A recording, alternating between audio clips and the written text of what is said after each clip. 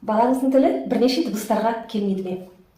Мен саған дәл осы видеода 4 дыбысты 1-2 минутта қалай қою керек екенін үйрететін боламын.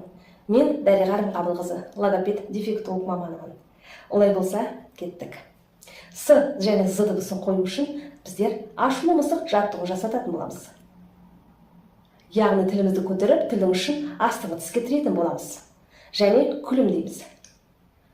Енді ысқырамыз. Жел дәл тістің ортасына шығу керек. Енді З дыбысын дәл осы артикуляциялық қалыпта жасайтын боламыз. Тек қана тамаққа вибрация қосамыз. З дыбысы шықты. Енді Ш және Ж дыбысын қойып көрейік. Олай болса, біз кесе жаттығуын жасататын боламыз.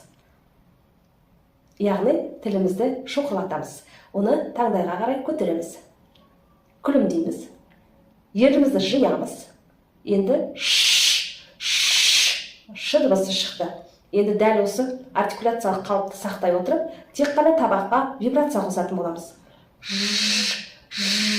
Ж дыбысы шықты.